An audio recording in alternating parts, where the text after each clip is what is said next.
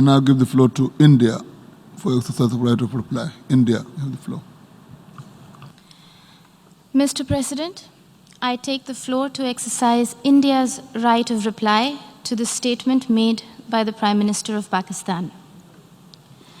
Every word spoken from the podium of this august assembly, it is believed, carries the weight of history.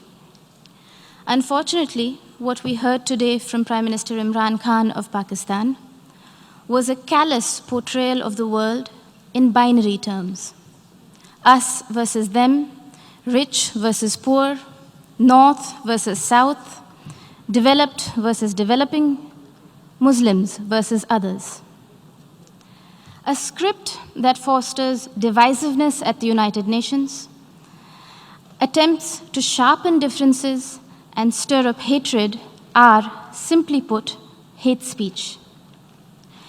Rarely has the General Assembly witnessed such misuse, rather abuse, of an opportunity to reflect. Words matter in diplomacy. The invocation of phrases such as pogrom, bloodbath, racial superiority, pick up the gun, and fight to the end reflect a medieval mindset and not a 21st century vision. Prime Minister Imran Khan's threat of unleashing nuclear devastation qualifies as brinksmanship, not statesmanship. Even coming from the leader of a country that has monopolized the entire value chain of the industry of terrorism, Prime Minister Khan's justification of terrorism was brazen and incendiary. For someone who was once a cricketer and believed in the gentleman's game, today's speech bordered on crudeness of a variety reminiscent of the guns of Dara Adam Khel.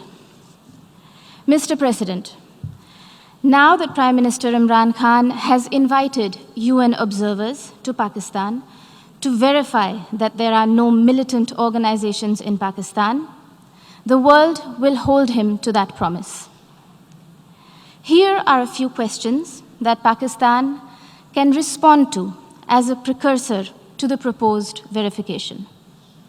Can Pakistan confirm the fact that it is home to 130 UN-designated terrorists and 25 terrorist entities listed by the UN as of today? Will Pakistan acknowledge that it is the only government in the world that provides pension to an individual listed by the UN in the Al-Qaeda and Daesh sanctions list? Can Pakistan explain why, here in New York, its premier bank, the Habib Bank, had to shut shop after it was fined millions of dollars over terror financing? Will Pakistan deny that the Financial Action Task Force has put the country on notice for its violations of more than 20 of the 27 key parameters?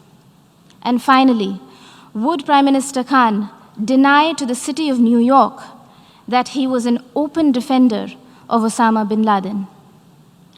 Mr. President, having mainstreamed terrorism and hate speech, Pakistan is trying to play its wild card as the newfound champion of human rights. This is a country that has shrunk the size of its minority community from 23% in 1947 to 3% today, and has subjected Christians, Sikhs, Ahmadiyas, Hindus, Shias, Pashtuns, Sindhis, and Balochis to draconian blasphemy laws, systemic persecution, and blatant abuse and forced conversions. Their newfound fascination for preaching human rights is akin to trophy hunting of the endangered mountain goat, the markhor. Pogroms, Prime Minister Imran Khan Niazi, are not a phenomenon of today's vibrant democracies. We would request you to refresh your rather sketchy understanding of history. Do not forget the gruesome genocide perpetrated by Pakistan against its own people in 1971 and the role played by Lieutenant General A.A.K. Niazi. A sordid fact that the Honorable Prime Minister of Bangladesh reminded this Assembly about earlier this afternoon.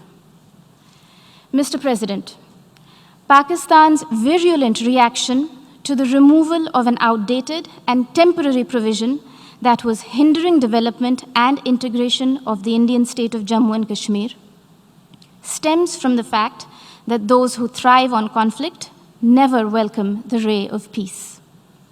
While Pakistan has ventured to upstream terrorism and downstream hate speech there, India is going ahead with mainstreaming development in Jammu and Kashmir.